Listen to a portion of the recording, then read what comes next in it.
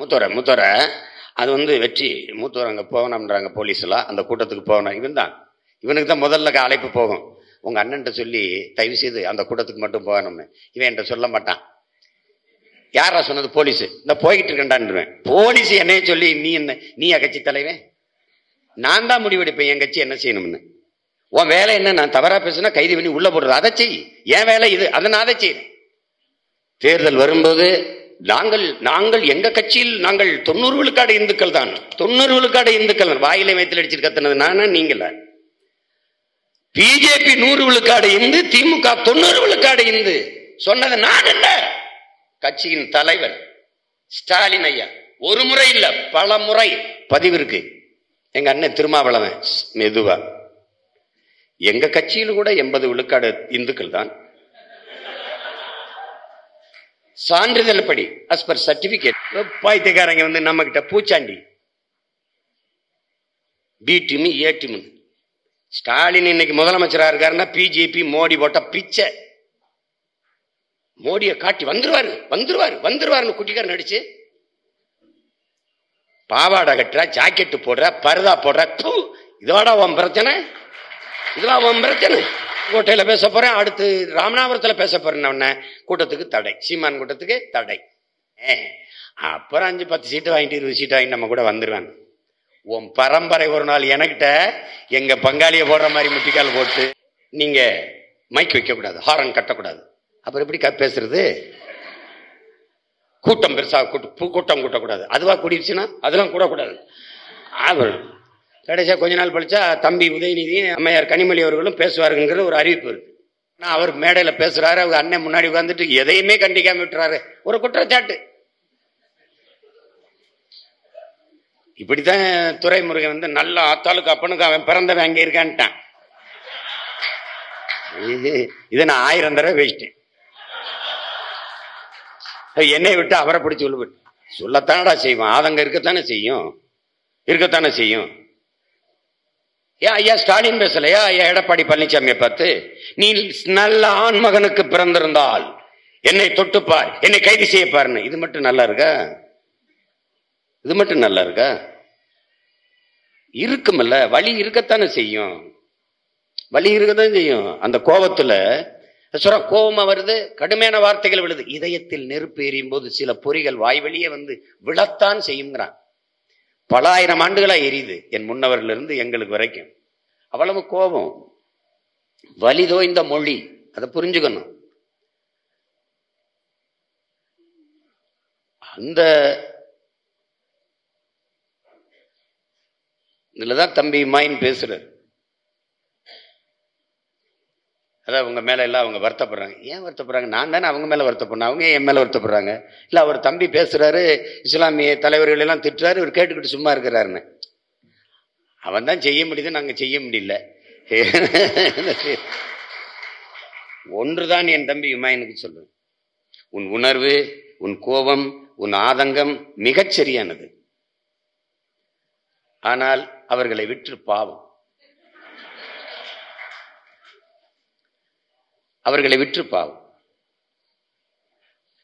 ரொம்ப முக்கியம் என்னன்னா, இஸ்லாமிய பெருமக்களிடத்தில், என் அன்பு உறவுகளிடத்தில் நான் அன்போடு வேண்டியது, நீங்கள் முழுக்க குரானை படியுங்கள், உண்மையிலேயே நபி வழி நடங்கள்.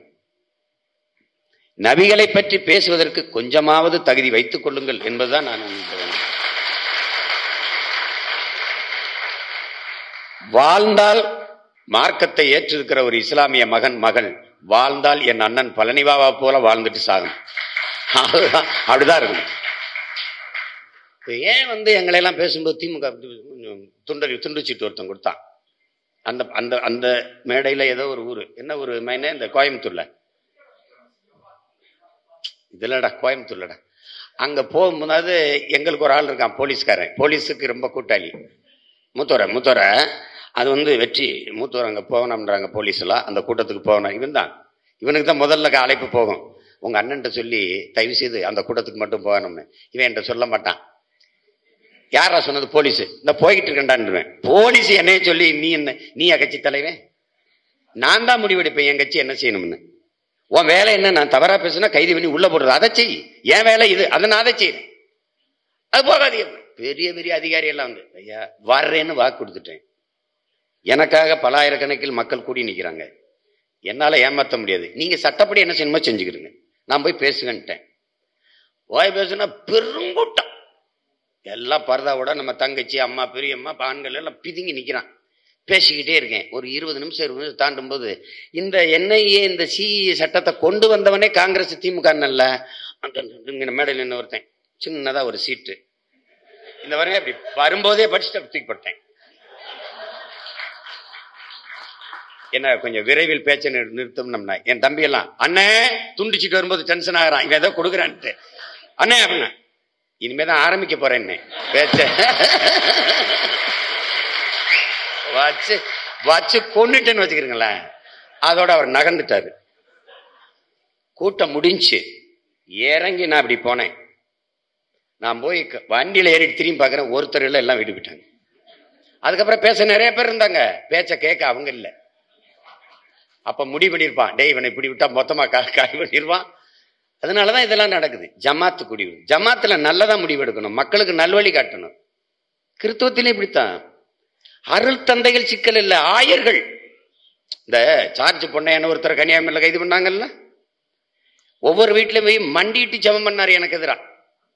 சீமானுக்கு போற்றாதியே, பிஜேபி வந்துடும். ஒரு அடிப்படை அறிவு தானே, எனக்கு போட்டா நானும் என் கட்சி பிள்ளைகள் தானே வருவோம், பிஜேபி எப்படி வரும்? ஏழை என்னங்கடா, எத்தனை காலத்துக்குடா இந்த பிஜேபி மோடி பூச்சாண்டியை காட்டுவீங்க?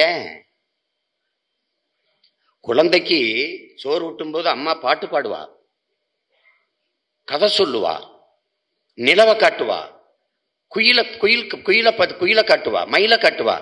ஆனா சாப்பிடல பூச்சாண்டி வருவான், பிடிச்சு கொடுத்துருவேன். சாப்பிடல இந்த திருட்டு போயிட்ட பிடிச்சு கொடுத்துருவேன். இந்த பூச்சாண்டி இருக்குல்ல, அதுதான் இந்த திராவிட திமுக வந்து நம்மளை காட்டுற பிஜேபி பூச்சாண்டி. இப்ப என்ன தெரியுமில்ல, ஒரு துளி கூட எங்களுக்கு தோல்வியை தந்துடாதியே. ஏன்? பிஜேபி வந்துரும். அவன் எங்கிட்டா இருக்கான், நாங்களும் தேடிட்டு தான் இருக்கேன். எங்கிட்டு இருக்கான், எந்த பக்கம் இருக்கான் பிஜேபி? தெற்கையா வடக்கையா கிழக்கையா மேற்கையா? எங்கேயும் இல்லை. சீமானுக்கு போட்டா பிச்சாப்பி வந்துடும், நாம் தமிழருக்கு போட்டா பிஜேபி. அவன் கூட 4 இடத்துல வந்துட்டா, நான் ஒரு இடத்துலயும் வரல. ஆனா 4 இடத்துல வந்த பிஜேபி எதிர்க்கல. ஒரு இடத்துல வருது சீமான நாம் தமிழர் கட்சி தூக்கு எதிரு, அவன் சரி இல்ல, வெம்பி டீம் அவன் பி டீம். என்னடா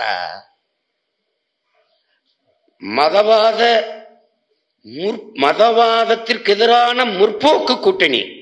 இங்க வா, come on my boys, sit down, sit down. யாரு மதவாதத்துக்கு எதிரானது? யாரு? திமுகவா? ஸ்டாலின்? தேர்தல் வரும்போது நாங்கள் எங்க கட்சியில் நாங்கள் 90 விழுக்காடு இந்துக்கள் தான், 90 விழுக்காடு இந்துக்கள். வாயிலை வயிற்றில் அடிச்சு கத்துனது நானா நீங்கள? பிஜேபி 100 விழுக்காடு இந்து, திமுக 90 விழுக்காடு இந்து சொன்னது நான் இல்ல, கட்சியின் தலைவர் ஸ்டாலின் ஐயா. ஒரு முறை இல்ல, பல முறை பதிவு இருக்கு. 90 விழுக்காடு நாங்கள் இந்துக்கள் தான் என்று பேசுகிற கட்சி, மதவாதத்திற்கு எதிரான நாங்கள் முற்போக்குவாதிகள் என்று பேசுவது எவ்வளவு பெரிய ஏமாற்று. எங்க அண்ணன் திருமாவளவன் மெதுவா, எங்க கட்சியில் கூட 80 விழுக்காடு இந்துக்கள் தான். சான்றிதழ் படி, as per certificate, I am also Hindu. நாங்கள் இந்துக்களே அல்ல, எது எங்கள் சமயமே இல்லை. எங்கள் சமயம் சைவம், எங்கள் சமயம் வைணவம்.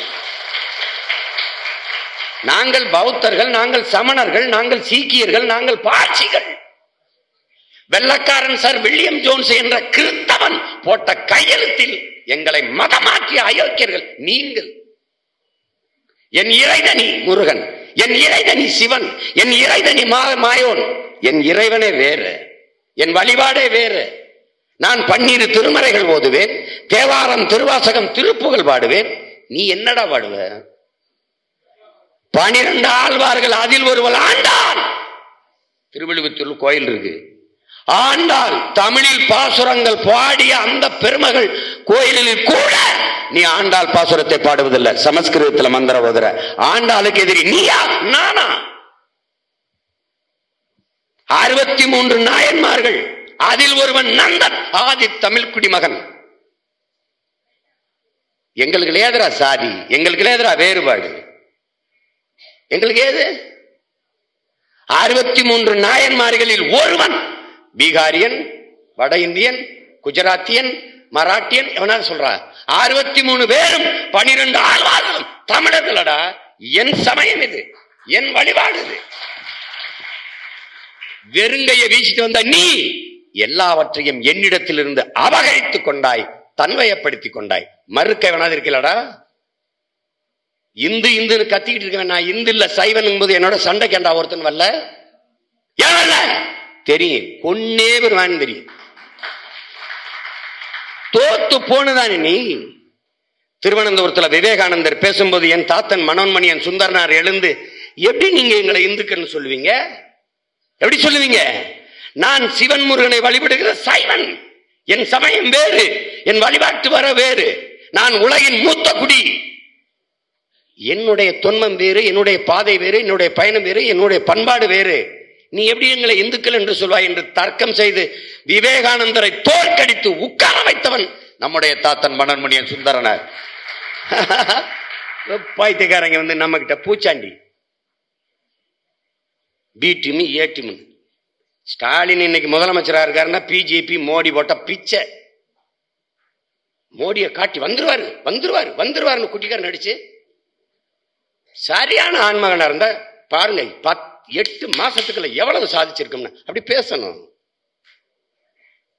பிஜேபி வந்தா என்ன பேசணும் பாருங்க. 8 ஆண்டுக்குள்ள எவ்வளவு வளர்ச்சி, எவ்வளவு திட்டங்கள், எப்படி இந்த நாடை உயர்த்தி இருக்கிறேன்.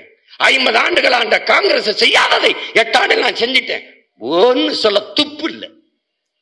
பாவாடை கட்டுற, ஜாக்கெட்டு போடுற, பருதா போடுற, இதுவாடா உன் பிரச்சனை? இதுவா உன் பிரச்சனை? இதுவா அரசியல்? மாட்டு கருவிங்கிற, பாம்பு கருவிங்கிற, பள்ளிக்கிற, ஏதையா தின்பேன். உன்னை திங்க சொன்னா, உன்னே சாப்பிட சொன்னாடா, உன்னை சாப்பிட. நீ எனக்கு கூட தான் நீ இந்த தயிர் சோறு திங்கிறது அருவருப்பா இருக்கு.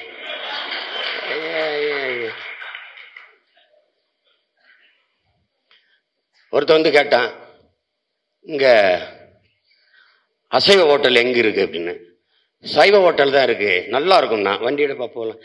சார் என்ன சார்? சைவம் சாப்பிட்டா எனக்கு அலர்ஜி ஆயிருமுங்க. விட்டான் பழகிட்டோம். ஆதியில வேட்டையாடி தின்ன உடம்பு இது, அதன் பரம்பரை அந்த ஜீன் மரபணுவில் இருக்கு, மாற மாட்டேங்குது. அது எப்படி மாறும்?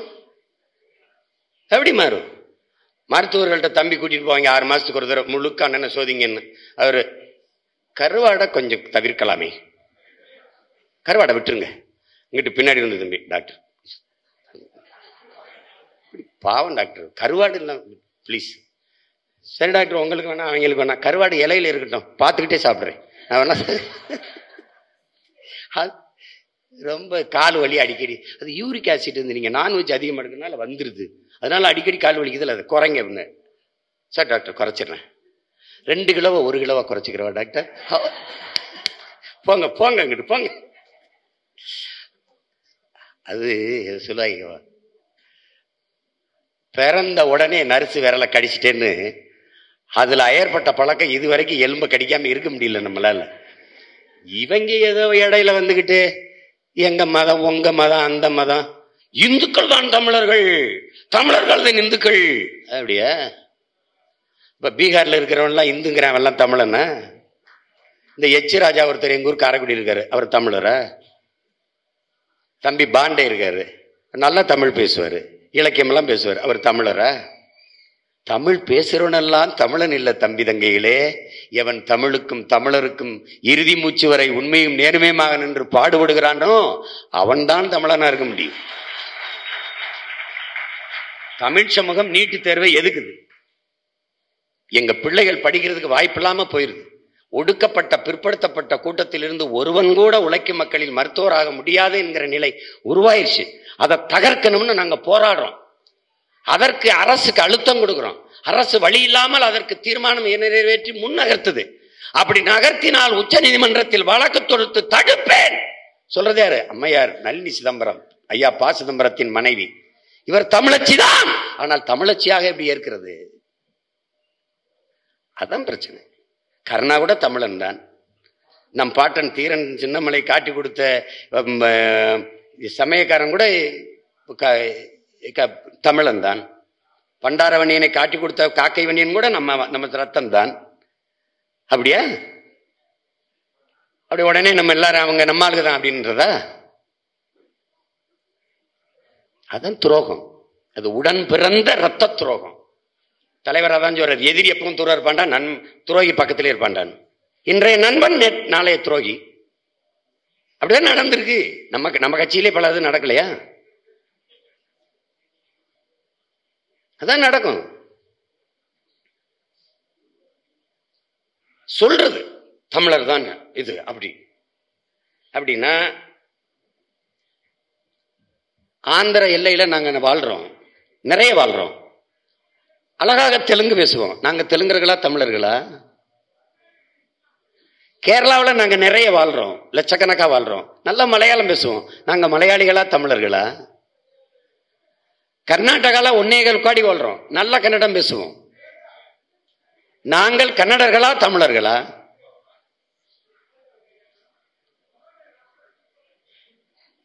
நாங்கள் கன்னடர்களா தமிழர்களா?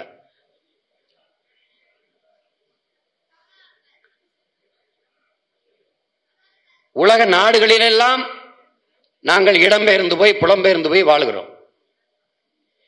ஆங்கிலேயர்களுக்கு இணையாக மிக அழகாக ஆங்கிலம் பேசுவோம். எங்க பிள்ளைகள் பேசுவாங்க. என் மகள், என் அண்ணன் மகன் எல்லாரும் பிரமாதமா பேசுவாங்க. கனடால, அமெரிக்கால, எல்லா நாடுகளிலும் வாழுகிற எங்கள் பிள்ளைகள் அழகாக ஆங்கிலம் பேசுவார்கள். அவர்கள் ஆங்கிலேயர்களா தமிழர்களா? ஒரு மதத்தை ஏற்றுக்கொண்டதால் இதுலதான் அவன் மஞ்சள் குளிக்கிறான். வந்த உடனே இந்துன்னு வந்துருவான், மதமா வந்துருவான். வட இந்தியாவிலிருந்து வந்தா இந்து. நீங்க நல்லா கவனிச்சுக்கணும். கேரளாவிலிருந்து ஒருவர் இங்கு வந்தால் திராவிடர், ஆந்திராவிலிருந்து இங்கு வந்தால் ஒருவர் திராவிடர், கர்நாடகாவிலிருந்து இங்கு வந்தால் திராவிடர், பீகார்ல இருந்து ஒருவர் இங்க வந்தால் இந்தியர், குஜராத்திலிருந்து தமிழ்நாட்டுக்கு ஒருவர் வந்தார் இந்தியர், மத்திய பிரதேசத்திலிருந்து ஒருவர் வந்தார் இந்தியர், அதே மாதிரி ராஜஸ்தான்ல இருந்து ஒருவர் வந்தால் இந்தியர். ஆனால் தமிழ்நாட்டிலிருந்து ஒரு தமிழ் மகன் தமிழச்சி இடம்பெயர்ந்து கேரளா போனால் அவர் தமிழர், தமிழச்சி. இங்கிருந்து கர்நாடகா போனா அவன் தமிழன், ஆந்திரா போனா தமிழன், பீகார் போனா தமிழன், உத்தரப்பிரதேசம் போனா தமிழன், ஆஸ்திரேலியா போனா தமிழன், அமெரிக்கா போனா தமிழன், ஆப்பிரிக்கா போனால் தமிழன், மலேசியா, சிங்கப்பூர், தாய்லாந்து, ஹாங்காங், எந்த நாட்டிற்கு போனாலும் தமிழன் தமிழனாகவே இருக்கிறான். ஆனால் நீங்க இங்க வந்தால் நான் திராவிடன், நான் இந்தியன், நான் இந்து. இதுக்கு என்ன சொல்றாரு எங்க புரட்சி பாவலர்? இங்கு பிறப்பினும் அயலான் அயலானே, எங்கு பிறப்பினும் தமிழன் தமிழனேங்கிறாரு.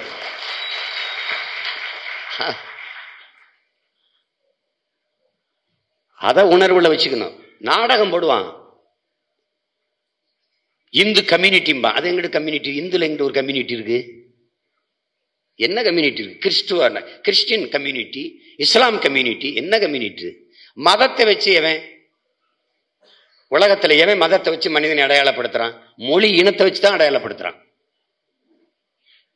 மொழி இனத்தை வைத்துத்தான் பல முறை பேசியாச்சு. ஐ ஆம் பிரிட்டிஷ் கிடையாது, ஐ ஆம் இங்கிலீஷ் தான். ஐ ஆம் பிரான்ஸ் கிடையாது, ஐ ஆம் பிரெஞ்சு. அப்படிதான் அறிமுகப்படுத்துவான். எழுதுங்கள் என் நெற்றியில் நான் இஸ்லாமியன் என்று. அப்படி முகமது தர்வீஸ் பெருமுழக்கமிடல. எழுதுங்கள் என் நெற்றியில் நான் அரேபியன் என்று. அப்படிதான் முழக்கமிட்டான். நாளை என் மார்க்கம் அழிந்து விடுமானால் அதை கேட்பதற்கு நான் இருக்க மாட்டேன், இன்றே இறந்து விடுவேன் என்று அவ்வாறு மொழி கவிஞன் ரசூல் ஹம்சத்து சொல்லல. நாளை என் தாய்மொழி அவ்வாறு மொழி அழிந்து விடுமானால் அதை கேட்பதற்கு நான் இருக்க மாட்டேன், இன்றே இறந்து விடுவேன். இந்த உணர்வு தான் உங்களுக்கு வரணும். பாகிஸ்தான் பங்களாதேஷ் இந்தியாவிலிருந்து பிரியுது. காரணம் மதம், மார்க்கம், ஓர் இறை, ஒரே வழி, நபி மொழி. அதை ஏற்று போனார்கள். அப்ப ஏன் கிழக்கு பாகிஸ்தான் பிரியுது பங்களாதேஷாக? பங்களாதேஷ், பங்காளி, பங்களானா தாய்மொழி தமிழ். எப்படி தமிழ் தேசம் தமிழ்நாடு நம்ம சொல்றோமோ அப்படி அவன் தாய்மொழியிலே எப்படி ஒரு நாடு பிறந்தது. டாக்கா பல்கலைக்கழகத்தில் படித்துக் கொண்டிருக்கான் முஜிபுர் ரஹ்மான், அவன் நண்பனும், இளம் வயது, பிரிஞ்சு போயிருச்சு பாகிஸ்தான். பாகிஸ்தானின் ஆட்சி மொழி உருது என்று பேசிய போது வங்காளியை எழுந்தான், என் தாய்மொழி என்னாச்சுன்னா சண்டை. அங்க மதம் நிக்கலையே ராஜா, அங்க ஓரிரை கொள்கை எடுபடலையே, அங்கே மொழியும் இனமும் அந்த உணர்வு மேலோங்கி நின்றது. பிரச்சனை, கலகம். என்ன நடந்துச்சு? கடைசியா வங்காள தேசம், வங்காளியருக்கென்று ஒரு தேசம் பங்களாதேஷ் என்று தனிநாடு பிறந்தது. இது வரலாறு. அப்ப மதம், சாதி, இறை எல்லாவற்றையும் தாண்டிய உணர்வு ஒன்று இருக்குது, அதான் மொழியும் இனமும். இது உலகம் பூரா இருக்கு. பல முறை உதாரணம் சொல்லிட்டேன். ஐரோப்பிய நாடுகள், ஐரோப்பிய யூனியன், ஐரோப்பிய நாடுகள், Norway, Denmark, Swiss, German, France, இப்படி பல நாடுகள் இருக்கு. இந்த நாட்டில் வாழுகிற அத்தனை பேரும் கிறிஸ்தவர் தான், கிறிஸ்தவ மதம். ஏன்னா ஐரோப்பியாவில் தோன்றிய மதம் அது, அங்கதான் அங்கிருந்தான் பரவுது. கிறிஸ்தவம் தானே, ஏன் ஒற்றுமை அல்ல? எதுக்கு தன்னை நாடு இருக்குது? எதுக்கு டென்மார்க், எதுக்கு சுவிஸ்? அங்க யாரா? எஸ். இங்க யாரா? எஸ். ஜெர்மன்ல யாரா? எஸ். அப்ப எதுக்குடா பிரான்ஸ்ல யாரா? எஸ். அப்புறம் ஏன்டா எல்லாம் ஒரே பைபிள் தானடா, எதுக்கு ஒன்னா இருந்து படிக்க வேண்டியடா? நோ, மொழி வழிதான் தேசிய இனங்கள், நிலங்கள். அவன் பிரெஞ்சு, அவன் டச்சு, அவன் ஜெர்மன், அப்படிதான் இருப்பான் ராஜா. அது மாதிரி அவர் மலையாளி, அவர் தெலுங்கர், அவர் கன்னடர், அவர் போஜ்புரி, அவன் குஜராத்தி, அவன் பீகாரி, நான் தமிழன். அதான் என் அடையாளம். போட்டு குழப்பிக்க கூடாது. அதான் என் தம்பிக்கு சொல்றேன், விட்டு பாவம். அவன் இந்த அவகிட்ட கேட்டேன், என்னடா அப்படின்னு. என் வார்டில் போட்டி போடல, திமுக விட்டு கொடுத்துட்டாங்க, அங்க பண்ணிட்டாங்க, இந்த பண்ணிக்கிட்டாங்க. துரோகங்கள். இறையை வழிபடுவதற்கே தகுதியற்றவர்களாக மாறிக்கொண்டிருக்கிறார்கள். ஊழல் லஞ்சம் பெறுபவனின் மீது இறைவனின் சாபம் உண்டாவதாக நபிகள் நாயகம் ஸல்லல்லாஹு அலைஹி வஸல்லம் அவர்கள். நீங்க பெறுறீங்கன்னு நான் சொல்லல, பெறுபவனுக்கு துணை நிற்கிறீர்கள், அதுவும் பாவம். அப்ப இறைவனின் சாபம் உங்கள் மீது உண்டாகும் தானே. எத்தனை காலத்துக்கு செய்வீங்க? உங்களை கேட்கலையே, என்னை கேட்கிறானே. இந்த பிரச்சனைக்கு ஒரு இஸ்லாமிய தலைவரோட குரல் எழுப்பலைன்னு கேட்கிறானே, நீங்க தான் வெட்கப்படணும். தொடர்ந்து பேசுறேன். நான் என்ன சொன்னேன்? நெஞ்ச நிமித்தி அப்படி நிக்கணும். இது இஸ்லாமியர் பிரச்சனையே அல்ல. எங்கள் உணர்வு, இது என் இனத்தின் பிரச்சனை. என் அறிவு தெளிவுபடுத்துது என்னையே. இஸ்லாமிய சிறை கைதிகள் விடுதலை என்பது நான் கேட்பது என்பது இஸ்லாமிய மக்களின் வாக்குக்காக அல்ல, என் இன மக்களின் உரிமைக்காக. அதான் முக்கியம். இங்க 39, 38 கைதிகளை விடுதலை செஞ்சிட்டால் சரியாயிருமான? விடுதலை செய்யணும். ஒருவன் என் இனம் சார்ந்தவன் குற்றச்சாட்டு தவறாக குற்றஞ்சாட்டி சிறையில் இருந்தால் அவனை விடுதலை செய்ய வேண்டியது என் இனத்தின் கடமை. கடமை. அங்கதான் நம்ம கேட்கிறோம். ஒரு அற்ப சிறை விடுப்பு, உடல் நலிவுற்றிருக்கிறோம், நோய்வாய்ப்பட்டிருக்கிறோம், மருத்துவம் செய்து கொள்வதற்கு எங்களுக்கு சிறை விடுப்பு தாருங்கள். சிறை விடுப்பு பிணை. அதற்கு தமிழ்நாடு அரசு சிபிசிஐடி வாயிலாக அங்க போய் உச்ச நீதிமன்றத்தில் பதில் மனு தாக்கல் பண்ணுது. இவர்களை விடுதலை செய்தால் கலகம் வெடிக்கும், கலகம் பிறக்கும். இன்னும் அதே மத நம்பிக்கையில் தான் அவர்கள் சிறைக்குள்ளும் இருக்கிறார்கள். என்ன செய்யறான்? தொப்பி போடுறான், தொழுகிறான். அதே சிறைக்குள் இருக்கிற இந்து கைதிகளும் அங்க ஒரு படத்தை போட்டு ஒரு நாமத்தை போட்டு வழிபட்டுக்கிட்டு அவனும் நெத்தி நிறைய திரும்பி வச்சுட்டு கயிறு கையை சிவப்பு கயிறா மஞ்ச கயிறா கட்டிக்கிட்டு அவனும் தான் வழிபடுறான். அவனும் அதே மத நம்பிக்கையோடு தான் இருக்கிறான். ஆனால் அவன் 10 ஆண்டுக்கு மேல தண்டனை பெற்றால் விடுதலை பெறலாம். ஆனால் இஸ்லாமியன் என்பதற்காகவே அவள் விடுதலை பெற முடியாது என்று சொல்வதை மானுட பற்றாளர்கள் சிந்தியுங்கள். நீங்கள் இனப்பற்று மொழிப்பற்றை தாண்டி சக மனித உரிமை என்று சிந்தியுங்கள். எவ்வளவு கொடுமை பாருங்க. நாங்களா பேசணும்? அப்பாவி சிறைவாசிகளின் விடுதலைக்கு தீர்மானம் நிறைவேற்றினா அவர்தான் பேசிருக்காருல்ல. இப்ப நாங்க என்ன சொல்றோம், அதற்காக நீங்கள் திராவிட முன்னேற்ற கழகத்திற்கு நீங்கள் ஓட்டு செலுத்த வேண்டும். வாக்கு போட்டாச்சு, நம்பி போட்டாச்சு, வாக்கு செலுத்தி விட்டோம்.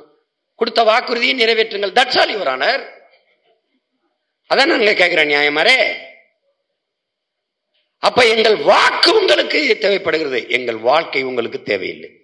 எங்கள் ஓட்டு உங்களுக்கு தேவைப்படுகிறது, எங்கள் உரிமை உங்களுக்கு அவசியம் இல்லை. ஒருத்தர் பேசல, நான் ஒருத்தன் தான் சண்டை போட்டுட்டு வந்தேன் ஒரு ஊரா. அது பாளையங்கோட்டையில பேச போறேன், அடுத்து ராமநாதபுரத்துல பேச போறேன். கூட்டத்துக்கு தடை, சீமான் கூட்டத்துக்கு தடை. காரணம் இந்த கரும கொரோனா வேற வந்து சேர்ந்துச்சா, அத காரணம் காட்டி மூடிட்டான். முடிஞ்சு, அது முடிஞ்சா. இப்போ இதுல இந்த ஜமாத்து முடிவு என்ன? எங்களுக்கு போடக்கூடாது, திமுக போடணும்னு சொல்ற பெருமக்கள் ஜமாத்துல முடிவு, அந்த பெருந்தகைகளின் முடிவு என்ன? அங்க இருக்கிற எங்க பெரிய பெஞ்சித்தப்பன் இதுக்கு என்ன கருத்து? அங்க இருக்கிற என் மாமச்சின் கருத்து என்னப்பா? நத்திங். இந்த பர்தா விஷயத்துல நான் தான் குறுக்க விழுந்த மால் கட்டிட்டு கிடக்கிறேன். ஒரு ஆளு நாட்டை ஆளுகிற முதன்மை அமைச்சர் ஐயா ஸ்டாலின் அவர்களுடைய கருத்து என்ன கருத்து? துளி தோல்வியை கூட எங்களுக்கு தந்து விடாதீர்கள், பிஜேபி வந்துடும். எங்க ஊர்ல தாத்தாலாம் கொஞ்சம் 80 வயசு பண்ணோன்னா மங்கிரும் கண்ணு. என்ன தாத்த பாக்குறிய? அங்க எவனாவது வாரேன், ஒருத்தன் இல்லையா பொட்டலா கிடக்கு. அப்படியா? எனக்கு யாரோ வர்ற மாதிரி தெரியுதே. உண்மையில பார்த்திருப்பீங்க நம்ம ஊர்ல தாத்தாக்கெல்லாம். அங்க போறவன் யாருப்பா? ஒருத்தன் போல தாத்தா, ஒருத்தன் போல. எனக்கு ஏதோ போற மாதிரி ஒரு அரிச்சு தட்டுச்சு. இப்படி அரிச்சு தட்டி கிடக்குறாங்க, ஏதோ ஒரு மாயிலே தெரியுறாங்க. பிஜேபி வரட்டும்பா, அந்த சீமானவன் பிள்ளைகளும் பார்த்துப்பாங்கப்பா, நீ ஏதாவது உருப்படியா பண்ணுப்பா, உருப்படியா பண்ண. நான் தான் கேட்டேனே, இதே மாதிரி பாராளுமன்றத்தில் தனிச்சு நிற்போம். பிஜேபி, மிஸ்டர் பிஜேபி, ஐயா அண்ணாமலை அவர்களே, ஐயா மோடி அவர்களே, குறிப்பா ஐயா ஹெச்ராஜா அவர்களே, தனியா நிற்போம். நீங்க கூட தனியா காரைக்குடியில் நில்லுங்க, நானும் ஒரு வேட்பாளரை போடுறேன். நீங்க வென்றுங்கன்னு சொல்ல மாட்டேன், வெல்ல மாட்டீங்க. என்னைய தாண்டி ஒரு ஓட்டு வாங்கிருங்க. நீங்க அதே மிஷினை கூட வச்சுக்கிறீங்க. கருமம் கருமம் கருமம், அதே மிஷினை கூட வேண்டாம். நீங்க மிஷினை விட்டா எங்க இருப்பீங்கன்னு தெரியாது. மிஷினை விட்டுட்டாங்கன்னா ஒரு 10 பைசாக்கு தர மாட்டாங்க. எங்க திரிபுரால வெற்றி அடையுதுங்க. 2 விழுக்காடு இருக்கிற ஒரு கட்சிங்க, ஓட்டு 2 விழுக்காடு. நம்ம ஊர்ல 3 விழுக்காடு. தனியா நின்னா அது எத்தனை விழுக்காடுன்னு தெரியல. கூட்டணியில் இருக்கும்போது 3 விழுக்காடு. இந்த 3 விழுக்காடு கட்சி ஓட்டு வச்சிருக்கிற இந்த கட்சியை பார்த்து 40 விழுக்காட்டுக்கு மேல வச்சிருக்க கட்சி ஐயோ வந்துரும்ங்குதுன்னா நீ யாருக்கு வேலை செய்யற? 7 விழுக்காடுக்கு வாக்கு வச்சிருக்கிற என்னைய அவன் வந்துருவான்னு சொல்லாம இவன் வந்துருவான்னு சொன்னா, இந்த ஆட்டத்தில் நான் இல்லை என்று காட்டி நீ பிஜேபியை மறைமுகமாக வளர்க்கிறியா இல்லையா? நீ பிஜேபியை இன்டைரக்டா சப்போர்ட் பண்றியா இல்லையா? இல்லைன்னு நீ சொல்லு பாப்போம். போட்டியை நீ உங்க பிஜேபி கூட இருந்தால் இருக்கலாம், நாம் தமிழர் வந்து விடக்கூடாதுன்னு வேலை செய்யறீங்களா இல்லையா? உங்க மனச்சான்ற சொல்லு. திமுக காரர்கள் யாராவது? ஏன்னா அவன் வந்தா பிரச்சனை இல்லை. ஏற்கனவே நீ அவன் கூட இருந்தவன், அவன் உன்னோட இருந்தாலும் பிரச்சனை இல்லை. அவனும் இந்துங்கிறா, நீனும் இந்துங்கிறா, முடிஞ்சு. ஆனால் புத்தம் புதிய கோட்பாட்டோட வருகிற புரட்சியாளர்கள் நாங்கள்ங்கிறதுலான உனக்கு பயிர். நான் ஓட்டுக்கு காசு கொடுக்கலங்க, கோடி கோடியா கொட்டி தேர்தலை சந்திக்கலங்க, என்னை விளம்பரப்படுத்திக்க என்கிட்ட காசு இல்லைங்க, ஊடகங்களை வாங்கி அதுல எனக்காக பேசுங்கன்னு சொல்ல ஒண்ணு இல்லைங்க. தனிச்சு நின்று 30 லட்சம் வாக்கு 31 லட்சம் வாக்கு நான் வாங்கியிருக்கேங்க. அதே மாதிரி திமுக நின்று வாங்க சொல்லு, வாங்க சொல்லு. தனிச்சு நிப்ப யாரு வேணாம், திருமாவளவன் வேணாம், அண்ணன் வைக்க வெளியே போங்க, திருமா அண்ணன் வெளியில போங்க, யாரு வேல்முருகா போ, நீ எல்லாம் போ, இஸ்லாமிய கட்சியில் வெளியில போ. உள்ளாட்சி தேர்தலுக்கு சொல்ல தெரியுதுல்ல, 200 இடத்துல 2 சீட்டு, அதுல கோவிச்சுக்கிட்டு முஸ்லீம் இஸ்லாமிய அமைப்புகள்லாம் தனியா போய் சுயேட்சா போட்டி. இதே மானரோசம் சட்டசபைக்கு இருக்க வேண்டியதானே, இதே மானரோசம் பாராளுமன்றத்துக்கு இருக்க வேண்டியதானே? அப்ப கொஞ்சம் காரம் குறைஞ்சிருது. கொடுமை. அதனால இனிமே அவங்கள விட்டுரு மாயின்னு, எனக்காக விட்டுரு. ஓட்டு தானே, அவங்களே வச்சுக்கிட்டு நீ அதை விட்டுறணும். நம்மளை உளவியல் நோயாளியா அவன் தயாரிக்கிறான், சிறுபான்மைங்கிறான். கிறிஸ்தவ பிள்ளைகளை, இஸ்லாமிய பிள்ளைகளை அச்சுறுத்துறான். நீங்க சிறுபான்மை மக்கள், உங்களுக்கு நாங்க வந்தா தான் பாதுகாப்பு, நாங்க வந்தா தான் பாதுகாப்பு, நாங்க வந்தா தான் பாதுகாப்பு. இதுல என்ன கொடுமைனா, இந்த கிறிஸ்தவ இஸ்லாமிய ஓட்டுல தான் அவன் பாதுகாப்பா வாழ்றான். அரசியல் ஆய்வறிஞர்களுக்கு தெரியும், அரசியலை ஆழ்ந்து நோக்கர்களுக்கு தெரியும். 15 விழுக்காடு கிறிஸ்தவர் இஸ்லாமியர் வாக்குல தான் இந்த திமுக பாதுகாப்பா வாழ்ந்துகிட்டு இருக்கு. அவனுக்கு என்ன பிரச்சனைனா, ஒருவேளை இந்த 2 பேரும் டக்குன்னு சீமா பக்கம் திரும்பிட்டா நம்ம கையில திருவோடு வந்துடும், நம்ம தெருவோடு போக வேண்டியதான்னு பயப்படலாம். அவனுக்கு தெரியுமில்ல, நம்ம ரொம்ப நாளா ஏமாத்திக்கிட்டு இருக்கோம், அவன் ரொம்ப நாளா உண்மையா பேசிட்டு இருக்கான். ஒரு பக்கம் அவன் புரிஞ்சுக்கிட்டு இவன் தாப்பா சரியா வரவன் வந்துட்டான்னா கஷ்டமாயிரும். 10-15 விழுக்காடு எனக்கு வேணாம், 5 விழுக்காடு எனக்கு போட்டா அவன் 50 ஆயிடுவான். கிறிஸ்தவர் போடல, இஸ்லாமியர் போடல, வட மாவட்டங்கள்ல படையாச்சி பறையர் போடல, போன தடவை போட்டான். அங்க போய் பறையர் அடர்த்தியா இருக்க இடத்துல தெரியுமில்ல, அவன் ராமதாஸ் ஆளு, ராமதாஸ் சொந்தக்கார பைய பாரு, ஐயா ஐயான்னு மூச்சு பேசுவான். அங்கிட்டு படையாச்சி அடர்த்தியா இருக்கிறதுல பாத்தி அவன் திருமாவளவன் தம்பி, திருமாவளவன் ஆளு, அண்ணன் அண்ணன் மூச்சு பேசுறான் பாரு. என்ன எதுக்கு திருமாவளவன் அண்ணன்? அண்ணன் அண்ணன் சொல்லாம எப்படிடா சொல்றது?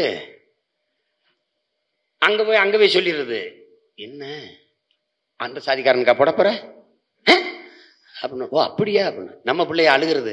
நாங்க எப்படின்னே போய் சொல்றது, இப்படி பேசி விடுறாங்களேனே, கொடுமை பிடிச்சவங்க அப்படின்னு. விட்டு தொலை, போடுற போட்ட வாங்கிட்டு வா.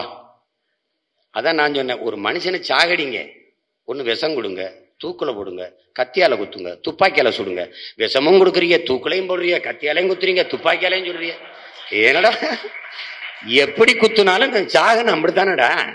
அதுக்கே இத்தனை, அதுக்கே இவ்வளவு? ஐயோ அப்பா, என் பங்காளி சொல்ற மாதிரி முடியல, அது வரல. என் பங்காளி வடிவேலு முடியல, அந்த கதை தான் இது. அது அச்சத்தை தவிர வேற என்ன இருக்கு உங்களுக்கு? எவ்வளவு நேரம்லாம் நமக்கு இருக்கிறதுக்கு அவங்க நினைச்சது தெரியுமில்ல. கத்துவான், கொஞ்ச நாள் கத்துவான்.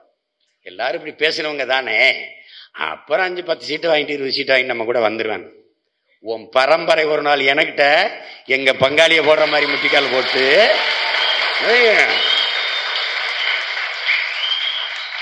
இப்ப எங்க அண்ணங்க எங்க ஐயாட்டெல்லாம் நீ சொந்தக்காரெல்லாம் பேரம் பேசுறீல, 5 சீட்டு, நான் 1 சீட்ல ஆரம்பிப்பேன் பேரத்தை. 1 தரேன், யாருக்கு வேணும்னு முடிவு எடுத்துக்கணும். தம்பி, காலம் எல்லாத்தையும் சமன்படுத்தும் தம்பி, விட்டுட்டு போகாது தம்பி. எங்க அப்பா அடிக்கடி சொல்லுவார், தம்பி வண்டி ஓடத்தில் ஏறும், ஓடம் ஒரு நாள் வண்டியில் ஏறும். வண்டியில ஆத்துக்கரைக்கு கொண்டு போகும்போது வண்டியில ஓடத்தை ஏற்றிட்டு போவோம், புரியுதா? ஒரு நாள் வண்டி பழுதாயிரும், அப்ப அக்கறை போய் பழுது நீக்க ஓடத்துல வண்டியை ஒரு நாள் ஏற்றுவான். அதான் என்ன சொல்றாரு, வண்டி ஓடத்தில் ஏறும், ஒரு நாள் ஓடத்தில் வண்டி ஏறும். இப்ப எங்காலம் ஒரு நாள் என் ஓடத்துல உன் வண்டி ஏறும், அப்ப நான் எங்க தூக்கி கவுக்குறதுன்னு நான் பார்த்து கவுத்து விட்டு போவேன். அவர் இறந்து 4-5 வருஷம் ஆயிடுச்சே, யார்? ஐயா கலைஞர் அவர்கள். இப்பவும் தமிழர்களே என்னல் கடலில் தூக்கி போட்டாலும் கட்டுமரமாக மிதப்பேரே ஒழிய நான் கவிழ்ந்து விட மாட்டேன் அவர் சொல்லியிருக்கிறார். ஏன்? உங்களை கவிழ்த்து விடுவேன், நான் கவிழ்ந்து விட மாட்டேன், உங்களை கவிழ்த்து விட்டுருவேன். அதான் அந்த கோட்பாடு. இன்னும் போட்டுக்கிட்டு அவர் தான் இறந்துட்டாரப்பா, அதை தூக்குப்பா, அந்த காட்சியை தூக்குப்பான்னு இன்னும் போடுறேன். கலைஞர் தொலைக்காட்சி போட்டீங்கன்னா தமிழர்களே.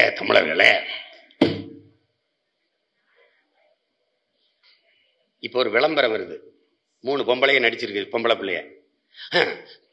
இலவச பேருந்துல நமக்கு 1400 ரூபாய் மிச்சம், இப்ப கொரோனா நிதி 4000 ரூபாய் எல்லாரும் கொடுத்து முடிச்சிட்டாங்க. நம்ம வீட்டுல எல்லாருக்கும் தான் கொரோனா வந்துச்சு, ஒரு ரூபா கூட கொடுக்கல. அப்புறம் அங்கிட்டு ஒரு பொம்பளை, மகளிர் சுய உதவி குழு பெற்ற கடனை எல்லாம் தள்ளுபடி பண்ணிட்டாங்க. என்னடா கற்பனை உலகத்தில் இருக்கீங்களா? எங்கடா நடந்துச்சு இதெல்லாம்? இல்ல நாங்க தான் வேற நாட்டுல இருக்கோமா, எங்களுக்கு தெரியாம இதெல்லாம் நடந்துருதா? நாங்க தூங்கும் போது யார்ட்டையும் கொடுத்துட்டு போயிருக்கீங்களா? ஐயோ என்னவோ சகிக்க முடியாத போய் பொய் பேசுங்க. அதான் என் தம்பி சொன்னால, பொய் சொல்றியா மாமா, பொய் சொல்றியா, பொய்யே சொல்றியா மாமா அப்படின்னா, ஓ சொல்றியா மாமா, ஓ சொல்றியா மாமா ஆண்ட்ரியா பண்ண ரொம்ப இந்த புஷ்பா படத்துல வெற்றி அடைஞ்சிருச்சு. வச்சு பின்றாங்க நம்மளுங்க. அந்த மகராசன் எந்த திசையில் இருக்கானோ பாட்டை எழுதுங்க. அப்புறம் இன்னொரு தம்பி, அண்ணா அந்த பாட்டை நான் ரீ எடிட் மறு தொகுப்பு பண்ணியிருக்கேன், அதை அனுப்பியிருக்கேன் பாருங்கண்ணா. ஏன்னா அவங்க வெறும் பாட்டு மட்டும்தான் போட்டிருக்காங்க, இந்த ஸ்டில்லா போட்டிருக்காங்க. நான் அதை அப்படியே காட்சி காட்சியா போட்டிருக்கேன் பாருங்க. எது எல்லாத்தையும் சமாளிக்க முடியல.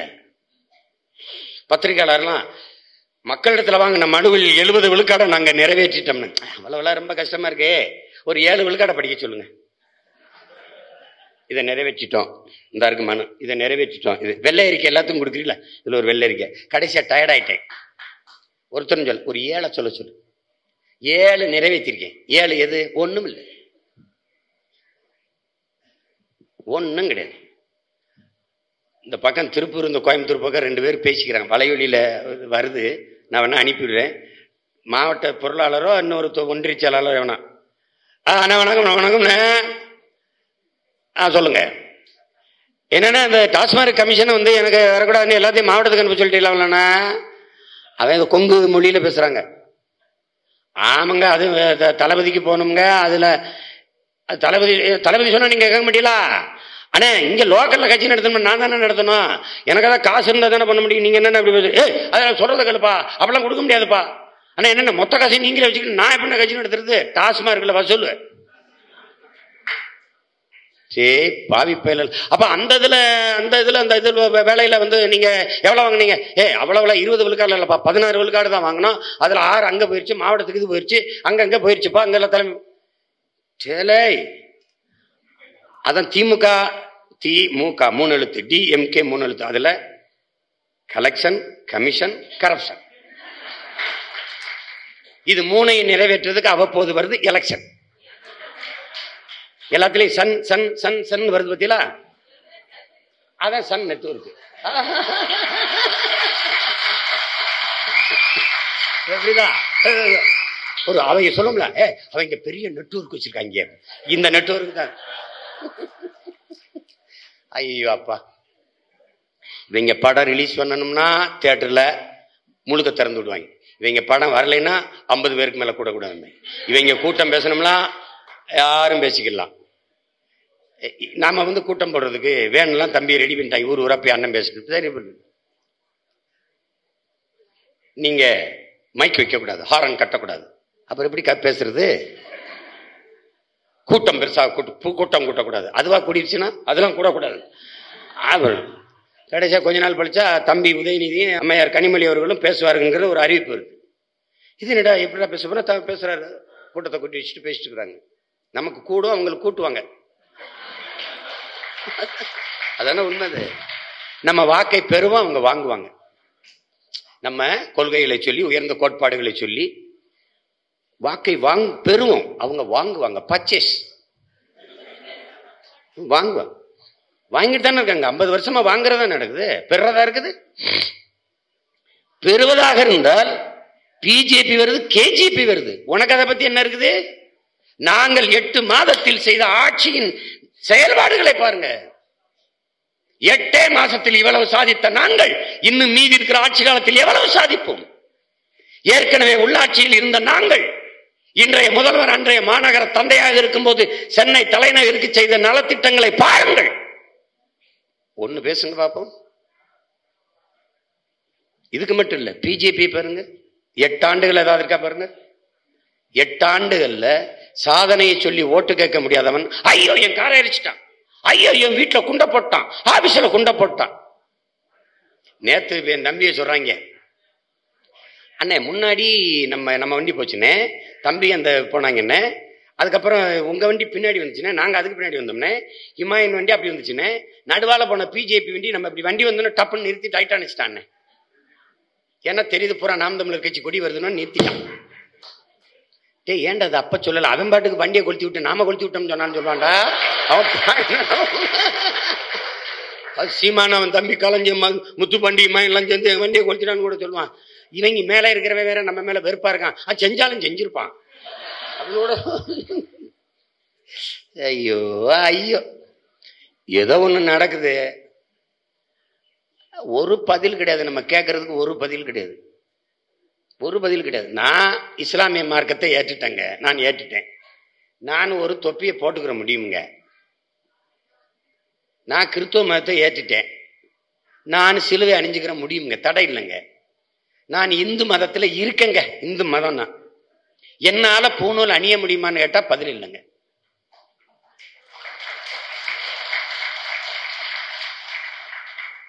பள்ளிக்கூடத்திற்கு வரும்போது சாதி மத அடையாளம் இல்லாமல் மாணவர்கள் வர வேண்டும். ஐயா வரவேற்கிறோமுங்க ஐயா. இதை ரொம்ப நாளைக்கு முன்னாடி எங்க தாத்தா காமராஜர் நிறைவேற்றிட்டாரு இல்லையா, பள்ளியில சீருடை போட்டு. ஐயா நாங்க வரவேற்கிறோமுங்கய்யா. ஆனாலுங்கய்யா நீங்கய்யா பள்ளி கல்லூரிக்கு வரும்போது பூணூல் இல்லாம வாங்கய்யா, என் பிள்ளைய பரதாவை எடுத்து வச்சு சொல்லிடுறையா, தங்கச்சி வீட்டை கழட்டி வச்சுட்டு போடா, நான் சொல்லிடுறேன், நீ பூணூல் இல்லாம வாயா. அதே மாதிரியா நீங்க சரியான ஆண் மக்களுங்கய்யா, வீரங்கய்யா, நீங்க பெரிய ஆளுங்கய்யா, நீங்க கொம்பாதி கொம்பர்கள்ங்கய்யா. அந்த 6 கோடி 5 கோடி சீக்கி இருக்காங்க பஞ்சாப்ல. அவன் என் புள்ள நீ சொல்ற பூணூல் சட்டைக்குள்ள போட்டிருக்கேன்னு, எங்க புள்ள சட்டைக்கு மேல பரதா போட்டிருக்கு. சரி ரெண்டையும் விடு, அவன் தலைக்கு மேல கட்டிருக்கான் ஐயா மத அடையாளத்தை டர்பனா. நீ சரியான ஆம்பளை, அவனை ஒரு தடவை கலட்ட சொல்லியா பாப்போம்.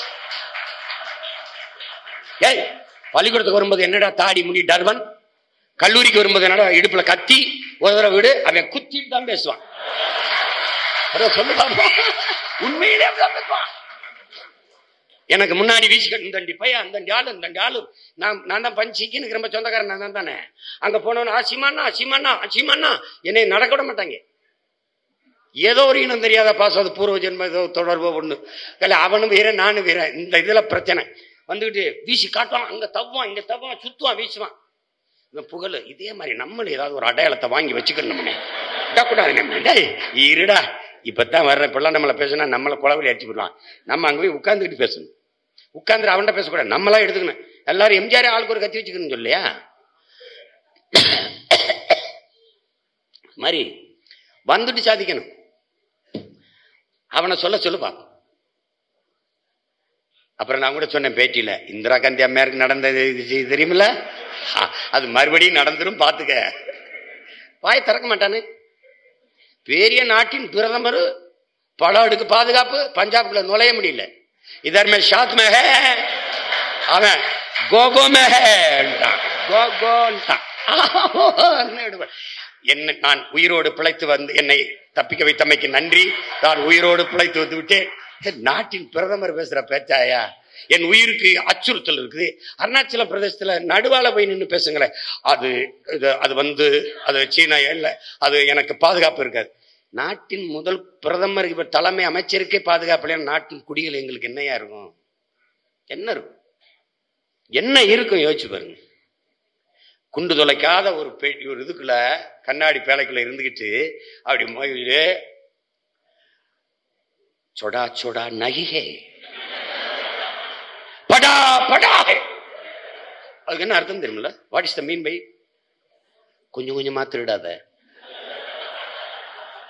கொஞ்சம் கொஞ்சமா கொள்ளையடிக்காத, கொலைகளை 1 2 பண்ணாத, படா படா எல்லாத்தையும் பெருசா பண்ணு.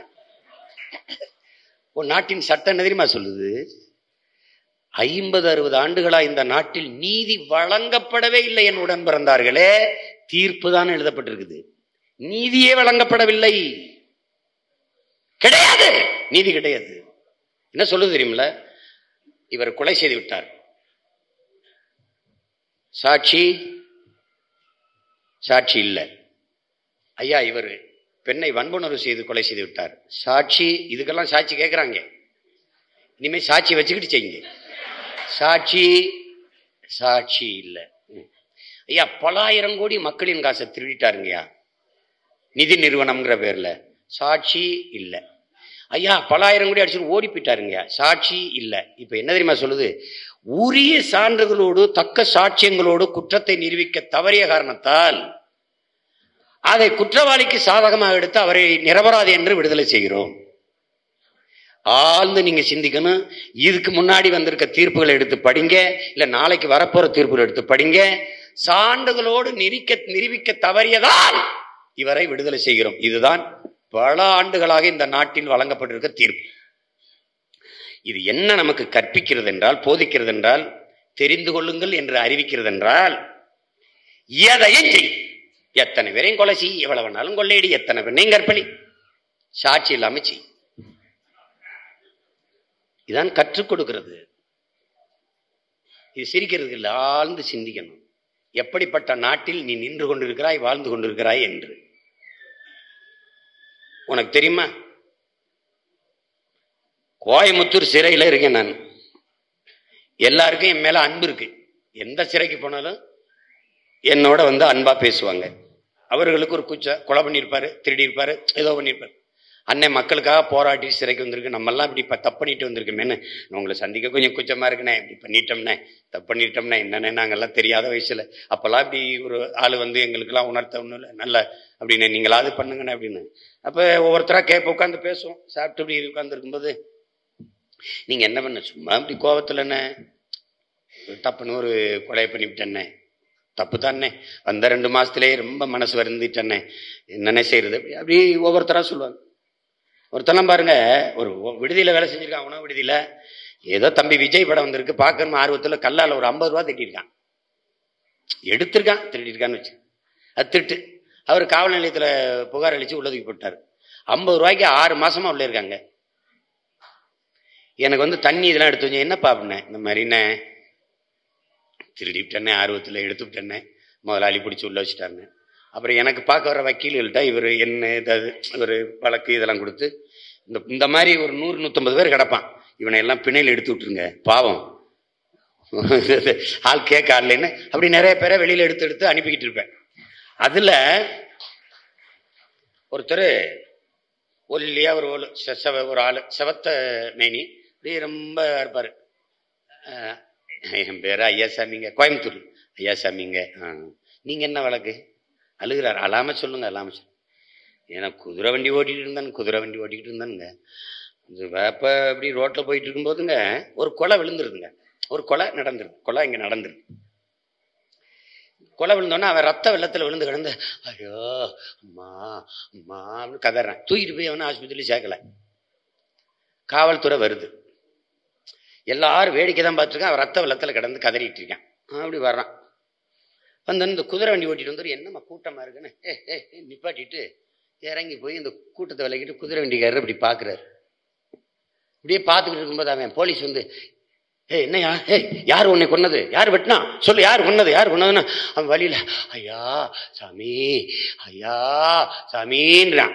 இந்த கூட்டம் இருக்குல்ல மொத்தமா இந்த இவர் குதிரை வண்டிக்காரரை பாக்குது. ஏன்னா அவர் பேர் ஐயாசாமி. பேச்சு விவாதமே கிடையாது. கைது, சிறை, 10 வருஷம் உள்ள இருக்க. அவன் பொண்டாட்டி என்ன ஆகுறது, அவன் பிள்ளை என்ன ஆகுறது, அவன் குடும்பம் என்ன ஆகுறது. எங்க வேடிக்கை போனதுக்கு உள்ள ஜெயில கிடக்குறாங்க. அவர் அழுதுக்கு அப்புறம் நான் அழுதுகிட்டு இருக்கேன். என்னடா குடும்பம், இப்படி ஒரு சட்டத்துக்குள்ள செய்யிட்டு இருக்கோம். சட்டம் ஒரு சிலந்தி வலைங்கிறான். சட்டம் ஒரு சிலந்தி வலை, சிறு பூச்சிகளை மட்டும்தான் சிறைபிடிக்கும். உழைக்கும் அடித்தட்டு மக்கள், ஆதரவற்றவர்கள், அவருக்காக பேச வாயற்றவர்கள், வக்கற்றவர்கள், ஏழை எளிய மக்களைத்தான் அந்த சிலந்தி வலை சிறு பூச்சிகளை பிடிப்பது போல பிடிக்கும். பெரிய மிருகங்களை ஒன்னும் செய்யாது. பெரிய மிருகங்கள் யார்? பணம், பதவி, ஆட்சி, அதிகாரம் என்று வாழ்கிற அந்த மிருகங்கள் இருக்க, அதை தொடாது. அந்த மிருகங்கள் இந்த வலையை கிழித்து விடும். இதுதான் உன் நாட்டின் சட்டம், நீதி, தீர்ப்பு. கொடுமை. இதுல இப்ப போன 2 நாளைக்கு 5 நாளைக்கு முன்னாடி ஒரு வழக்கு எனக்கு ஒரு அழைப்பானை. என்ன அழைப்பானைன்னு பாக்குறேன். நீங்க 2018 வந்து தரமணியில நடந்த கூட்டத்துல நீங்க மோடியை திட்டிவிட்டீர்கள். என்ன திட்டிருக்கேன், அந்த எழுதியிருக்கேன், இந்த இதை படிங்கன்னா, அண்ணா இதை கொடுக்க முடியாதுண்ணே, நீங்க இதை ஏற்றிடுவோம், வலைத்தளத்துல படிச்சுக்கிடுங்க. கூடப்பா பார்த்தா தேசம், இனம், மொழி, நாடு, ஈழம், விடுதலை, இதை தான் பேசியிருக்கேன். இதுல எங்கேயுமே நான் அன்னைக்கு மே 18 என் கட்சி தொடங்கின நாள்ல நான் மோடியை பத்தி பேச வேண்டிய அவசியம் இல்லை. இதுல எங்க பேசியிருக்கேன்? அண்ணே உங்களுக்கு தெரியாது இல்லண்ணே, மோடின்னு போட்டா தான் வழக்கு ஸ்ட்ராங் ஆகும்னு போட சொல்லியிருக்காங்கண்ணே. என்னையா கொடுமையா இருக்கு. ஏப்ரல் 6ஆம் தேதி கோர்ட்டுக்கு வந்துருங்கண்ணே. எங்க வரணும்? சைதாப்பேட்டை. சரி போவாரு. முடி வெட்டிக்கிட்டு இருந்தேன் காலையில். என் தம்பி வந்து வெட்டிக்கிட்டு இருந்தான். திடீர்னு 2 3 பேர் 4 பேர் வந்தாங்க. இல்லை சின்ன சின்ன பசங்க தான், புதுசாக வந்தவங்க. அப்படின்னாங்க, என்ன முடி, வணக்கம், என்ன அண்ணே ஒரு அழைப்பானேனே சம்மன். எதுக்கு? அந்த 2010னே அந்த கடற்கரையில் மாவட்ட ஆட்சியர் அலுவலகத்துக்கு முன்னாடி மீனவனை அடித்தால் மாணவனை அடிப்பேன் நீங்க பேசின கூட்டம் இருக்குல்லண்ணே. ஆமா, அதுக்கு தான் 6 மாசம் ஜெயிலில் பொட்டியல. அப்புறம் மறுபடியும் என்ன? அந்த கூட்டத்தில் 10 நிமிஷம் கூட பேசிருக்கீங்கண்ணே. 10 நிமிஷம் நான் கூட பேசினது எப்ப? 2010. அழைப்பான எப்ப? 2021. ஏண்டா இந்த 10 நிமிஷம் பேசினதுக்கு 10 வருஷமாடா வேலை செஞ்சுக்கிட்டு இருந்தீங்க? ஐயோ நீதிமன்றத்தை போய் நிறுத்தியாச்சு. அது ஒரு வழக்கு. இவங்க காலையில தான் இந்த சாரதின்னு ஒரு பயிர் கம்பாரு. இவன் இந்த செந்தில் அன்னை காலையில 9 மணிக்கு வழக்காமனே. எப்ப? ராத்திரி 10 மணிக்கு. டேய், இது முத நாளே சொல் அண்ணா. இப்பதானே எங்களுக்கு சொன்னாங்க. சரி, கரும எந்திரிச்சு ஓடுறது. ஓடிப்பா அங்க போய் நீதிபதியில எல்லாரும் அவன் ஆள் இல்லை. அங்கேயும் எங்காலும் இருப்பான்ல. எங்காலும் இருக்கால மான உணர்வு, என்ன உணர்வு கொண்ட தன்மானமிக்க தமிழர்களும் நீதிபதியா இருக்காங்கல்ல. ஒரு சிரிப்பு, ஒரு வணக்கம். உங்க மேல என்ன வழக்குன்னு தெரியுமா? தெரியாதுங்க. அவர் நான் என்னை மாதிரி பேசுற. அழைப்பான வந்துச்சா இல்லையா? வரலைங்க. தரலையா? தரல. காவல்துறை அதிகாரியை முறைக்கிறாரு. அழைப்பான கொடுக்காம என்ன வழக்குன்னே சொல்லாம கூட்டி கொண்டு நிறுத்திருக்கீங்களா அவரை? சரி, ஒன்று செய்யுங்க, போங்க, போயிட்டு ஒரு 5 நிமிஷம் காத்துருங்க. அழைப்பான வந்தோன்னு கையெழுத்து போட்டு கொடுங்க, இந்த வழக்கு எடுத்துருவா. அப்புறம் நீங்க போய் மற்ற வேலையை பாருங்க, உங்க வழக்கறிஞர்களை வச்சு வழக்கை நடத்திக்கிறீங்க. போங்க. போயிட்டு வந்தோடனே வழக்கு கொடுத்ததுன்னா ஒரு தேதியை போடுறாரு. அந்த தேதிக்கு நம்ம போக வேண்டியதில் வழக்கறிஞர் மனு போட்டு இப்படி கும்பிட்டோன்னே போயிட்டு வாங்கன்ட்டு. ஒரு நிமிஷம், எல்லாரையும் திட்டுறீங்க, பேசுறீங்க, இவங்களை ஒண்ணுமே இவங்களை திட்ட மாட்டீங்களா? யார் இந்த மாதிரி வழக்கு போடுற ஆளுகளை திட்ட மாட்டீங்களாங்கிறாரு. அவங்க சிரிப்பது. சரி, வரங்க. அந்த மாதிரி கொடுமையெல்லாம் நடக்கும் இந்த நாட்டில். இந்த சட்டங்கள், இந்த திட்டங்களுக்குள்ளதான் நாம் புரட்சிகர அரசியல் மாறுதலுக்காக வேலை செஞ்சுக்கிட்டு இருக்கோம். ஏன் பழனி பாபாவை இவர்கள் பேசுவதில்லை? ஏன் காகிதம் இல்லத்தை இவர்கள் பேசுவது இல்லை? பேச மாட்டார்கள். ஏனென்றால் என் தம்பியுமா எனக்கு தான் சொல்றேன், இருக்கானா போயிட்டானா?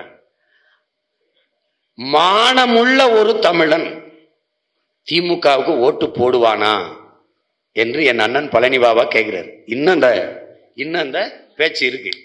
அப்போ திமுகவுக்கு ஓட்டை தொடர்ந்து போட்டு எங்களுக்கு மானம் இல்லை என்று காட்டிக் கொண்டிருப்பதாலேயே மான தமிழன் பழனி பாபாவை பற்றி பேசுவதற்கு இவர்கள் தயங்குகிறார்கள். இதுதான் உண்மை.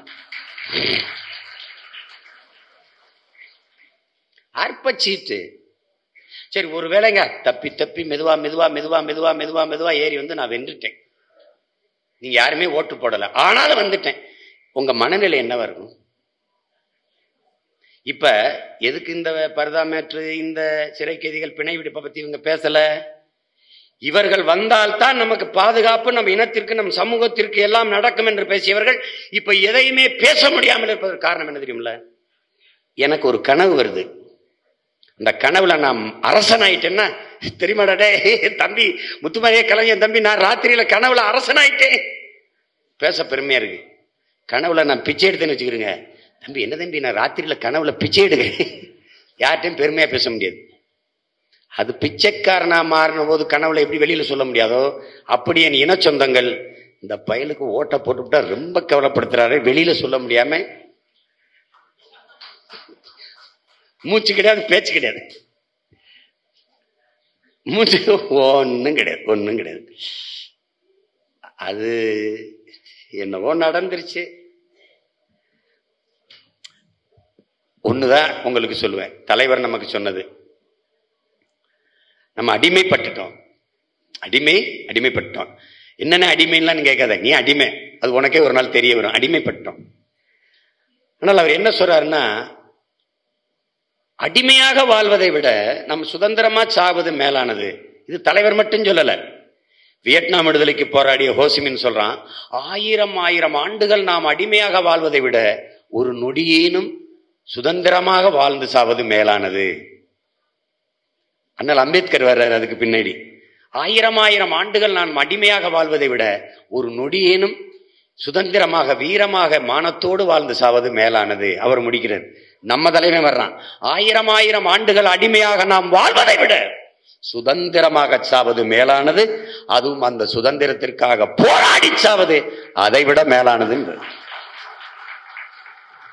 இப்போ நமக்கு அடிமை வாழ்வினும் உரிமை சாவு மேலானது. அது நம்ம முன்னோர்கள் செய்தது.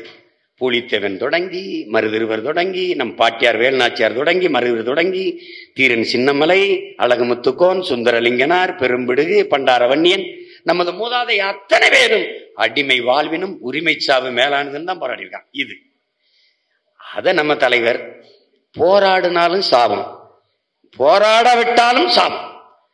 ஒருவேளை போராடினால் நாம் வாழ்வதற்கு வாய்ப்பு இருக்கிறது. அதனாலே போராடி சாவும்.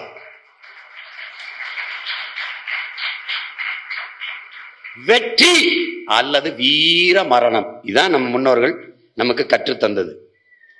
எல்லாரும் சொல்லுவாங்க செய் இல்லையே செத்து மடி. இந்த கோட்பாட்டில் எனக்கு உடன்பாடு கிடையாது. டூ ஆர் டை அது கிடையாது. டூ ஆர் கில், செய் இல்லையே சாகடி. செத்து எதுக்கு மடியிற? எதுக்கு மடியுற? பத்தியல பல்லாயிரக்கணக்கில் இளைஞர்களுக்கு முன்னாடி அவர் பேச்சை கேட்கிறாங்க, பின்தொடர்ந்து வராங்க, வன்முறையை தூண்டுற மாதிரி பேசுறாங்களே, இதுக்கு எங்கால் பேசி வச்சிருக்கான் யாரு? வன்முறை கொடுமையானதுதான், ஆனால் அதை விட கொடுமையானது அடிமையாக வாழ்வது. மாவீரன் சுபாஷ் சந்திர போஸ் என்ன சொல்றாரு? வன்முறை கொடுமையானதுதான் பெருந்தகையரே, ஆனால் அதனினும் கொடுமையானது அடிமையாக வாழ்வது. அது ரொம்ப கொடுமை. வன்முறைக்கு எதிரான அகிம்சையும் வன்முறைதான். வன்முறைதான், அதுவும் வன்முறைதான். வன்முறைக்கு எதிரான அகிம்சை அது எப்படி நன்முறை? அதுவும் வன்முறைதான், அதுவும் வன்முறைதான். அதனால அச்சுறுத்தல், மிரட்டல், உருட்டல்கள்லாம் பயப்படாதீங்க. அதெல்லாம் கொஞ்ச நாள் இருக்கும். ஏன் முன்னாடி உள்ள தேர்தலில் நம்ம மிரட்டலை? நம்ம வளர்ந்துட்டோன்னு அர்த்தம். ஹிட்லர் எனக்கு என்ன கற்பிக்கிறான், உனக்கு என்ன கற்பிக்கிறான்? எல்லாரும் உன்னைய பின்னாடி இருந்து விமர்சிக்கிறானாடா, திட்டானாடா, ஏசி பேசுறானாடா, அப்ப நீ உன்னை புரிஞ்சுக்கடா, நீ எல்லாருக்கும் முன்னாடி இருக்கிறாய் என்று புரிஞ்சுக்கடாங்கண்ணா. இந்த கூட்டத்தில் யாராவது உன்னை எழுந்து நின்று எதிர்த்தால் நீ வளர்கிறாய் என்று பொருள். கூட்டம் மொத்தமும் எதிர்த்தால் நீ வளர்ந்து விட்டாய் என்று பொருளுங்கிறான். அன்னைக்கு அங்கங்க 2 பேர் திட்டிட்டு இருந்தான். இன்னைக்கு மொத்த திராவிட கூட்டமும் நம்ம எதிர்க்குது, திட்டுதுன்னா வளர்ந்துட்டோம். நான் வளர்கிறேனே மம்மி, இந்த காம்ப்ளான் பாய் கிடையாது, நான் வளர்ந்து விட்டேனே அம்மா, அதுதான் நம்மது. போ, முன்னேறி போ, தைரியமா போ. சொல்லல போடா, நம்ம கருப்பு உனக்கு கூட வரும்டா,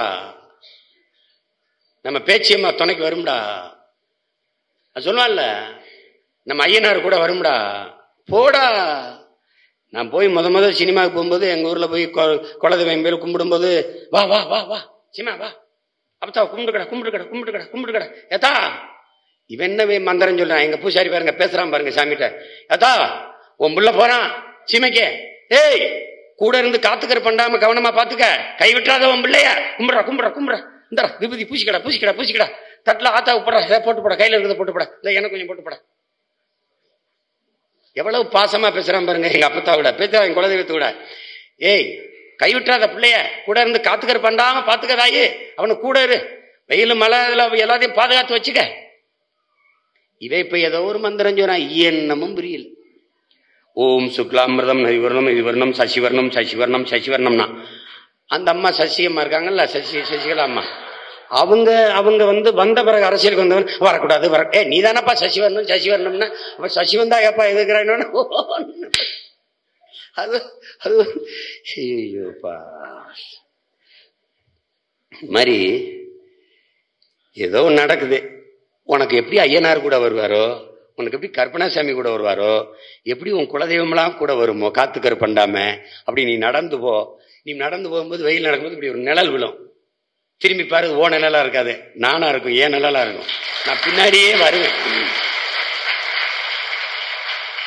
தைரியமா இப்ப பயப்படாத, பயப்படாத. இவர் நல்லா பயப்படுவாருங்கன்னு ஒருத்தர் இருக்கா, பெரிய தைரியமானவங்க, துணிச்சலானவன், பயப்பட மாட்டான் அப்படிங்கிறதான் தமிழனுக்கு பெருமையா இருக்கும். பாவம் பயந்தாங்கொல்லி. ஒண்ணு தெரியுமா என் உடன் பிறந்தார்களே, வரலாறு எப்போதும் வீரர்களுக்கானது. யார் சொல்றா? வீரத்துறவி விவேகானந்தர். வரலாறு எப்போதும் வீரர்களுக்கானது, கோழைகளுக்கானது அல்ல. வென்றவனுக்கு வரலாற்றில் இடம் இருக்கிறது, தோற்றவனுக்கும் வரலாற்றில் இடம் இருக்கிறது. அதைத்தான் நமது பாட்டன் முருகனை எதிர்க்கிற சூரபத்மன் என்ன சொல்றான் நம்ம பாட்டன்? டே கோமலவல்லி, நீ எதை பற்றியும் கொல்லப்படாத, முருகப்பெருமான் வரலாற்றை எழுதுகிற போது இந்த சூரபத்மனுக்கு இடம் இல்லாமல் எழுத முடியாதுங்கிறான். வென்றவன் முருகன், தோற்றவன் சூரன். முருகனின் வரலாற்றை எழுதுகிற போது சூரபத்மனுக்கும் இடம் இருக்கு, தோற்றவனுக்கு. ஆனால் ஏழைகளுக்கு கூட வரலாற்றில் இடம் இருக்கிறது. நன்கு உடன் பிறந்தார்களே, கோழைகளுக்கு ஒருபோதும் வரலாற்றில் இடம் இருந்தது இல்லை. அதில் இன்னும் ஒரு செய்தி, வேடிக்கை பார்த்து நின்றவனுக்கும் விமர்சித்துக் கொண்டு நின்றவனுக்கும் வரலாற்றில் சுத்தமாக இடமில்லை. ஈழப்போர் சிங்களர்களுக்கும் தமிழர்களுக்கும் நடந்து கொண்டிருந்த போது இவர் நன்றாக விமர்சித்துக் கொண்டிருந்தார், இவர் நன்றாக வேடிக்கை பார்த்துக் கொண்டிருந்தார் அப்படின்லாம் எந்த பதிவும் இல்லை ராஜா. இவன் போராடி செத்தான், அந்த போராட்டத்திற்கு ஆதரவாக நின்று இவன் சிறை போனான், அப்படிதான் வரலாறு பதிவு செய்யும். பொருளுதவி செய்தான், குரல் எடுத்து பாடினான், கொள்ளை விலைக்கு ஆடினான், அப்படிதான் வரலாறு பதிவு செய்யும். ஆனா நன்றாக வேடிக்கை பார்த்து நின்றார் என்றால் ஒரு தலைமுறை வரும். எங்க அண்ணன் பழனி பாபா சொன்ன மாதிரி, நான் விதைத்ததெல்லாம் கனிகள் அல்ல, நான் விதைத்ததெல்லாம் விதைகள். ஒரு நாள் முளைத்து வரும், எழுச்சி மிக்க இளைஞர்கள் திரண்டு வருவார்கள். அவர்கள் என்னை புதைத்த இடத்தை தோண்டி தேடி எடுத்து என் எலும்புக்கூட்டிற்கு நன்றி சொல்வார்கள். வரலாறு என்னை விடுதலை செய்யுங்கிறார். அதான் பிடல் காஸ்ட்ரோ சிறைக்கு போகும்போது சொல்லிட்டு போனான், தோழர்கள் கலங்கி நின்றாங்க, அவன் பார்த்தான், வரலாறு என்னை விடுதலை செய்யும். அததான் அண்ணன் சொல்றாரு பழனி பாபாவும். அது மாதிரி நாம செய்யற பணி பல தலைமுறைகள் காண்டி நிக்கணும். இது வரலாற்று பெரும்பணி. நம்மளா விரும்பி செய்யல, காலம் கையடிச்சிருக்கு, செய்யறோம். துணிஞ்சு நில்லுங்க. நீங்க வேட்பாளர்கள் அல்ல, புரட்சியவாதிகள், லட்சியவாதிகள். நமக்கு லட்சங்கள் முக்கியம் அல்ல, நாம் கொண்டிருக்க லட்சியம் தான் முக்கியம். கோடிகள் முக்கியம் அல்ல, நாம் கொண்டிருக்கிற கொள்கையும் குறிக்கோளும் தான் முக்கியம். துணிஞ்சு நில்லு. இழப்பவன் பெறுவான்கிறார் இயேசு, தன்னை தாழ்த்திக் கொள்கிறவன் உயர்ச்சி அடைவான் என்கிறார் இயேசுநாதர். கொடுப்பவன் பெறுவான், பணிவுள்ளவன் நிமிர்வான்ங்கிறது. அடி, எதுக்கும் பயப்படாம துணிஞ்சு கலப்பணியாற்று. மிரட்டுவா, மிரட்டு மிரட்டு. எத்தனை நாளுக்கு மிரட்டிடுவ? காந்தி ஒன்று சொல்றாரு, தொடக்கத்தில் உன்னை தவிர்ப்பார்கள், பிறகு மறைப்பார்கள், பிறகு உன்னை விமர்சிப்பார்கள், பிறகு சண்டையிட வருவார்கள், நீ வென்று விடுவாய்ங்கிறாரு. இப்ப சண்டையிட வர்றாங்க, பிள்ளைகளை கடத்துறாங்க, அடிக்கிறாங்க, மண்டை உடைக்கிறாங்க. முதல்ல திட்டிக்கிட்டு இருந்தான், அப்புறம் தவிர்த்தான். டிவியில போடாத, பத்திரிகையில போடாதேன்னா. அப்ப என்ன, avoid it, ignore it, forget him, இப்படியே பண்ணிட்டு வந்தான். இப்ப ஃபைட் ஹிம், சண்டை போட வந்துட்டான். இப்ப நாம என்ன பண்றோம்? வின், சக்சஸ் பண்ண போறான். நீ என்ன பண்ணுவ? ஒன்னும் பண்ண முடியாது.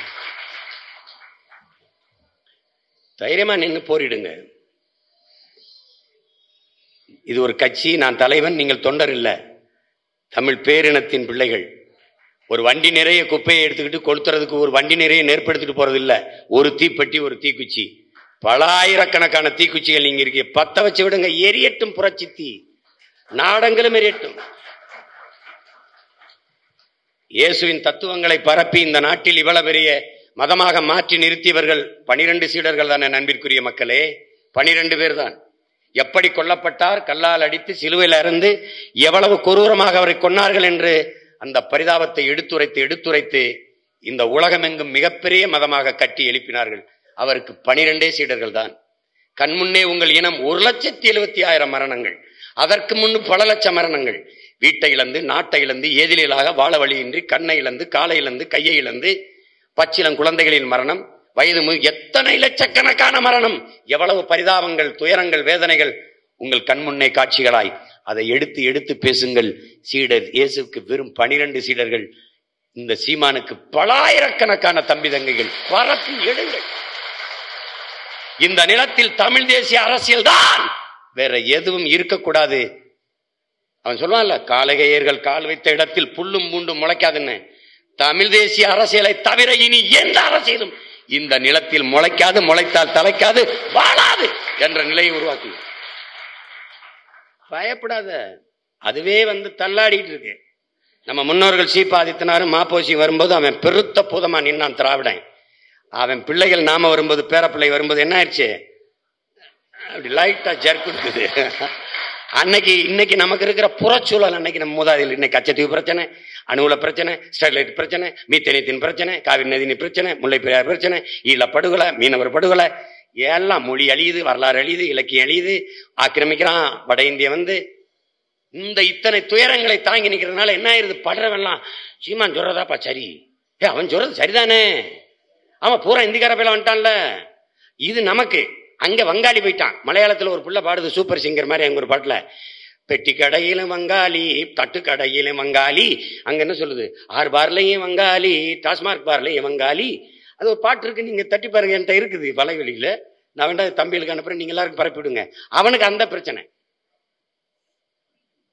வங்காளி முதலாளி ஆயிடுவான், நம்ம தொழிலாளி ஆயிடுவோம்னு முடிக்குது பாட்டை. நீ அப்படிதான், நீ பீகாரி உன்னை ஆளுவான், வட இந்திய ஆளுவான். நீங்க இருந்து நாங்க தெரியுமா, நாங்க முக்குளத்தூர் வேறு 2 கோடி, நான் தெரியுமா படையாச்சி வன்னி 2 கோடி.